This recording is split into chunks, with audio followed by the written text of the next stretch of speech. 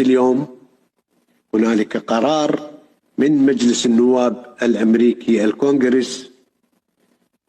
هذا القرار راح يفرحكم جدا، وهذا القرار هو ملزم لكل الأطراف.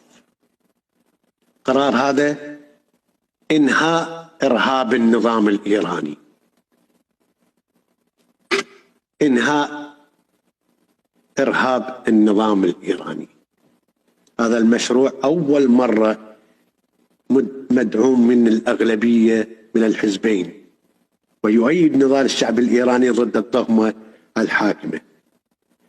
طبعا أحيل القرار إلى لجنة الشؤون الخارجية، والذي جاء معبرا عن شعور مجلس النواب الأمريكي تجاه سياسة إيران، والذي أكد على ضرورة إنشاء إيران جمهورية ديمقراطية علمانية غير نووية، يعني تغيير النظام الإيراني، ويدين انتهاكات حقوق الإنسان وإرهاب الدولة، ويشدد القرار على إغلاق السفارات الإيرانية في أوروبا.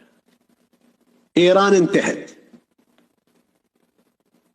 إيران كنظام انتهت. اليوم قرار مجلس النواب الأمريكي الكونغرس يقف مع المعارضة الإيرانية ومريم رجوي ونقاطها العشرة اللي هي اتفقت وأعلنتها في باريس في إيران الحرة، المظاهرات اللي حاول هذا أسدي أن يفجرها لكن مسكوه وحكم عليه ب20 عام هو والثلاثة اللي وياه. انتهت اليوم الحمد لله. احنا قلنا لكم صبروا، قلنا لكم لابد ما الدعاء. طبعا البارحة أنا اسمع يعني قريت أدعية كانوا الشباب يكتبونها، كانوا أكو ناس كبار أيضا يكتبونها، وكنت أحس أنه هذا الدعاء والله العظيم أنه الدعاء هذا لابد أن يثمر اليوم. طبعا يوم أمس كان هو الاجتماع وقرر هذا القرار من مجلس النواب الأمريكي، والذي أنهى به إرهاب النظام الإيراني. والحمد لله انقشعت هذه الغمامة السوداء على عقول وضمائر العراقيين والإيرانيين أيضا. نحمد الله أن العالم تخلص من هذا النظام الإرهابي. في الأيام القادمة طبعا هنالك إجراءات دولية متحدة. أنا قلت لكم والله العظيم، قلت لكم أنا متفائل متفائل متفائل متفائل، كل يوم أتفائل بأن هذا النظام سينتهي والعراق إن شاء الله يجر نفس. شفت شلون الدعاء والثقة بالله سبحانه وتعالى هي اللي إن شاء الله تجيب لنا الخير. وهكذا قرار يعني احنا ننتظره من زمان، وهذا القرار طبعا مو عادي، قرار من مجلس النواب الأمريكي ومن الكونغرس.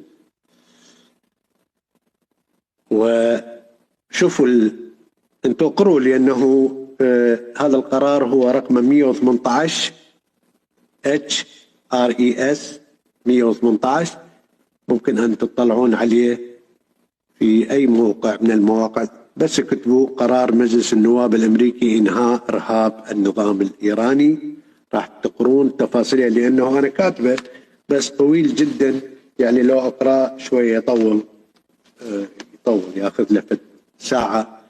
وهؤلاء كاتبين تفاصيل عن كل الجرائم منذ أن اجى النظام، يعني أول ما اجى خميني جرائم النظام وكل هذا كله ذاكره، والإدانات مالته وقرارات الأمم المتحدة كلها مذكورة في هذا القرار، يعني كثير من القرارات. لكن هم اليوم مشددين على أنه يقفون مع مريم رجوي في استلامها للحكم، وأنه كما قالت هي إنشاء إيران جمهورية ديمقراطية علمانية غير نووية. هذا هي اللي تريده، والشعب أيضا يعني مؤيد هذا القرار، وهم أيضا متجهين على أن تكون النظام الخارجي أو السياسة الخارجية لإيران المستقبلية راح تكون سياسة سلمية وتمد